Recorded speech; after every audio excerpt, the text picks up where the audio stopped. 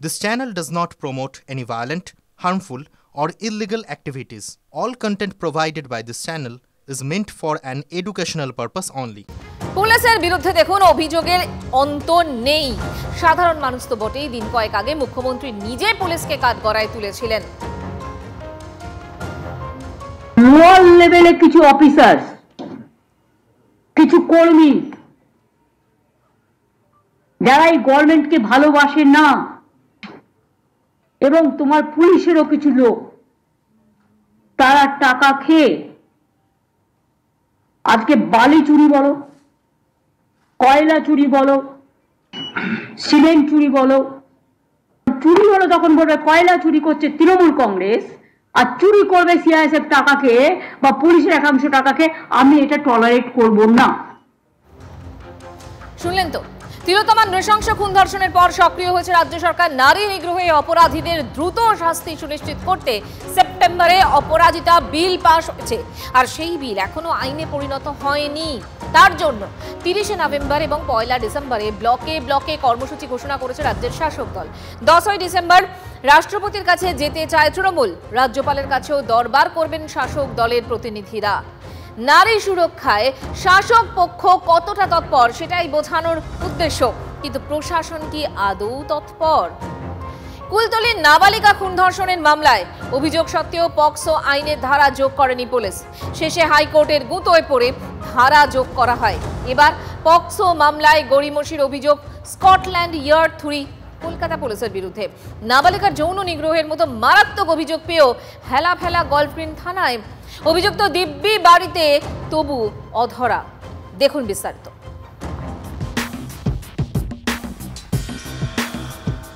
হুগলির গ্রাম থেকে কলকাতায় অনেক স্বপ্ন নিয়ে মডেলিং করতে এসেছিল 17 বছরের নাবালিকা। শহরের স্টুডিওয়ে ঢুকতেই ফটোগ্রাফার রূপী হাঙরের খপ্পরে। পোর্টফোলিও শুটের নামে যৌন নিগ্রহ, নুড শুটের জন্য চাপ, টপলেস শুট করতে বাধ্য করা হয় বলে অভিযোগ। মারধর, হুমকি, অপহরণের ছকও হয়েছিল বলে অভিযোগ। আমাকে বলা হয় টপলেস, ফ্রন্ট ব্যাক কিছু না কিছু ড্রেস থাকবে, কিন্তু উনি আমাকে দিয়ে জোর জবরদস্তি কিছু শ্যুট করান। ইনফ্যাক্ট আমি যখন না করতে চাই, জামা যখন না খুলতে চাই, তখন উনি আমার গালে চড় মারেন, আমার চুলের মুঠি ধরেন, প্রচণ্ড খারাপ পরিমাণে শাসান, ভয় দেখান, এবং এই সবগুলো ফেসবুক, ইনস্টাগ্রাম আর বিভিন্ন জায়গায় এইভাবে ছেড়ে দেওয়ার আমাকে ভয় দেখান। পরে গিয়েও আমাকে বলে যে ক্রোমের কোনো ওয়েবসাইটে গিয়ে তুমি তোমার নিজের ফটো দেখতে পাবে। বিচার চেয়ে পুলিশের দ্বারস্থ হয় নাবালিকা, কিন্তু রক্ষকের চূড়ান্ত গা ছাড়া মনোভাব। 29শে অক্টোবর গলফগ্রিন থানায় অভিযোগ দায়ের নাবালিকার অভিযোগ পেলে সঙ্গে সঙ্গে এফআইআর দায়ের করার কথা। 3 দিন পর 2রা নভেম্বর পুলিশ এফআইআর করে। যৌন নিগ্রহের অভিযোগে পক্সো আইনের 12 নম্বর ধারায় মামলা হয়। ভয় দেখিয়ে তোলাবাজির অভিযোগে ভারতীয় ন্যায় সংহিতার 308-এর 6 ধারাতেও মামলা করে পুলিশ। উনি আমাকে বিভিন্নভাবে উল্টোপাল্টা কাজ করানোর চেষ্টা করেছেন। আমাকে একবার এটাও বলেছেন যে তুমি উল্লুতে কাজ করো। উল্লু যখন আমি বলেছি যে আমি জানি না, তো উনি আমাকে কিছু অ্যাডাল্ট ভিডিও দেখান। অথচ 25 দিন কেটে গেলেও অভিযুক্তকে গ্রেফতার করেনি পুলিশ। তদন্তকারী অফিসার অভিযুক্তকে থানায় তলব করে দায় সেরেছেন। অভিযুক্ত তলবে সাড়া না দিলেও গ্রেফতারির পথে হাঁটেনি পুলিশ। পক্সো মানে এটা নাবালিকা, মেয়েটির বয়স 18 বছর কম। এক্ষেত্রে আমাদের দেশের আইন খুবই স্পর্শকাতর।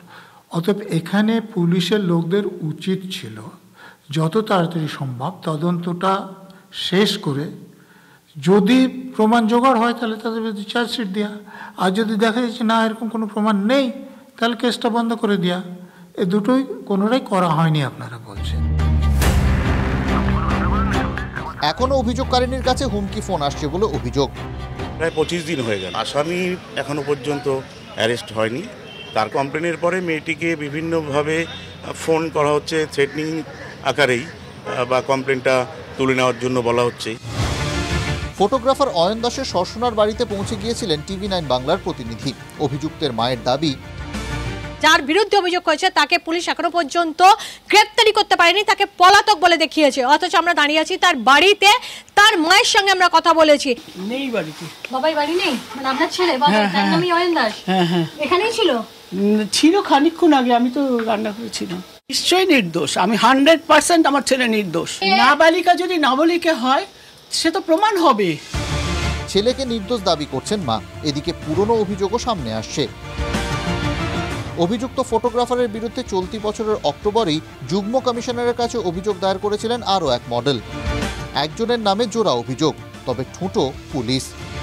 যার বিরুদ্ধে অভিযোগ সে শাসক ঘনিষ্ঠ হতে পারে, আর আমাদের মধ্যে বিরোধীরা হলে রাতের দরজা ভেঙে তুলে নিয়ে চলে যেত। পক্ষপাতিত্বমূলক করার জন্য যেমন পুলিশের ভাবমূর্তিতে আঘাত লাগছে, সাথে সাথে পুলিশও ভোতা হয়ে যাচ্ছে, তার ধার ভোতা হয়ে যাচ্ছে। সবসময় যে এই ধরনের ঘটনায় তৃণমূল জড়িত থাকে তা নয়, কিন্তু পুলিশ মনে মনে ভাবে, ভয় পায়, যেহেতু বেশিরভাগ গণ্ডগোলেই পশ্চিমবাংলায় তৃণমূল থাকে, তো এক্ষেত্রেও যদি আমরা একটু তদন্ত এগোই দেখব ঠিক না ঠিক কোনো তৃণমূল নেতার নাম চলে আসছে। তাই দুপা এগোনোর আগে 10 বার ভাবে।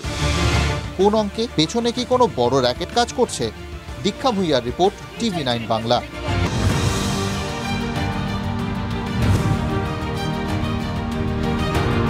ঠিক জায়গায় প্রশিক্ষণের উপর জোর জনপ্রিয় মডেল রুনা লাহার। যেরকম কেউ বর্ন ডক্টর বা বর্ন ইঞ্জিনিয়ার হন না, সেরকম কিন্তু বর্ন মডেলও হন না। তো মডেলিং শেখার জন্যে, এই প্রফেশনে আসার জন্যে, ইন্ডাস্ট্রিতে আসার জন্যে কিছু স্কিল জানতে হয়। তুমি শুধুমাত্র ক্যাটওয়াক বা ক্যামেরার সামনে তুমি কীভাবে পোজ করবে সেটা জানার কথা বলছি না। তাই না, প্রশিক্ষণ নিয়ে প্লিজ এরকম ভুল যে লোকজন তাদের পাল্লায় পড়ো না। পরিবারের দায়িত্ব অনেকটা, বলছেন অভিনেত্রী অঞ্জনা বসু। পরিবার এবং বাবা মায়ের উপরেই দায়িত্বটা বেশি করে বর্তায়, সেটা বলবো। যদিও তাতে অনেকেই হয়তো আমার উপর রাগ করতে পারেন, কিন্তু আমার কিছু করার নেই। আমার মনে হয় শিক্ষাটা তো বাড়ি থেকেই শুরু হতে হবে। এবং একটি নাবালিকা মেয়ে, সে একটা ফটোশুটে একা একা যায় কি করে, যায় কি হিসেবে, বাবা মা তাকে ছাড়ে কি হিসেবে? পুলিশ সক্রিয় হলে দস্যু দানবদের দাদাগিরি কমবে, অভিমত সকলেরই।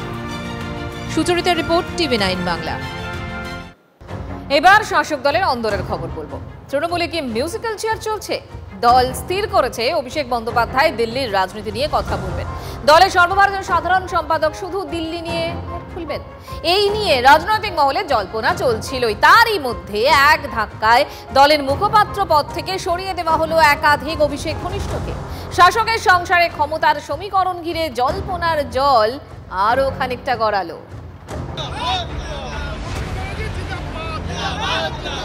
6 বিধানসভা কেন্দ্রের উপনির্বাচনে ঝড় তোলার পর সোমবার কালীঘাটে জাতীয় কর্মসমিতির বৈঠক ছিল তৃণমূলের।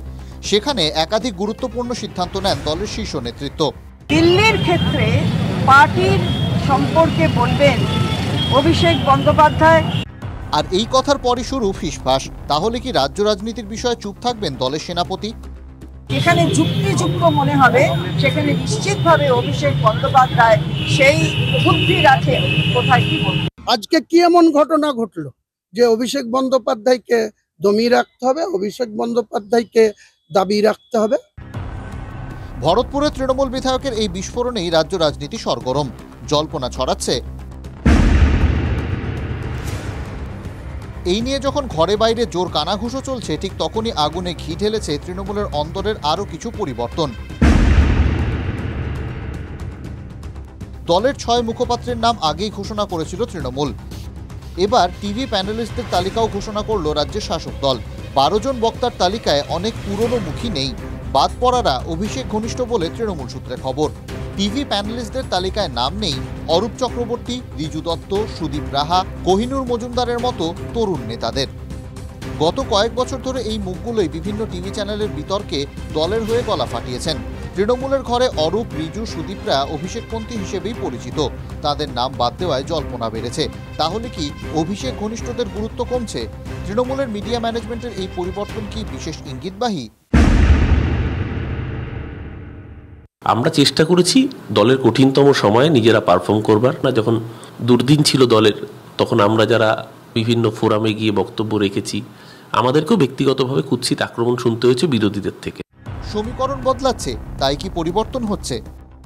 নিঃসন্দেহে 26-এর আগে তৃণমূল কংগ্রেস দলে মমতা বন্দ্যোপাধ্যায় এবং তার পুরনো দিনের সঙ্গী সাথীরা, প্রবীণরা, ওল্ড ব্রিগেড, তারা গুরুত্ব পাচ্ছেন।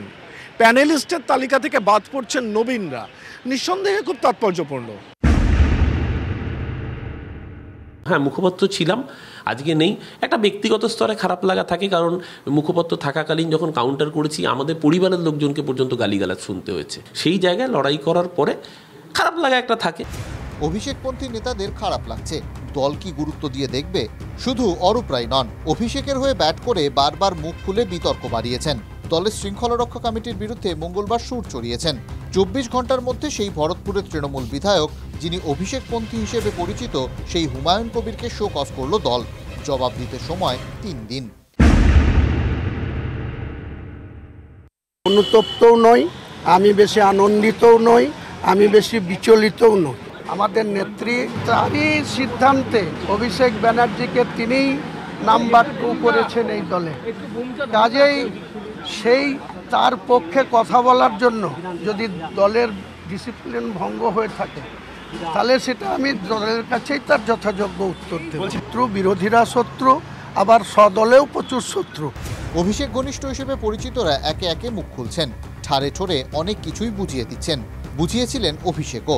লোকসভা ভোটের পর 21-এর মঞ্চে দাঁড়িয়ে তৃণমূলের সেনাপতি হুঁশিয়ারি দিয়ে বলেছিলেন, আমি এই যে 1-1.5 মাস কোন রাজনৈতিক কর্মসূচিতে আপনারা আমাকে দেখেননি, তার কারণ পর্যালোচনার কাজে আমি ব্যস্ত ছিলাম। আগামী 3 মাসের মধ্যে এর ফল আপনারা দেখবেন। অভিষেক যা চেয়েছিলেন তার বাস্তবায়ন এখনো হয়নি। উল্টে দলে তার ঘনিষ্ঠ বলে পরিচিত নেতাদের দায়িত্ব কমে গেল।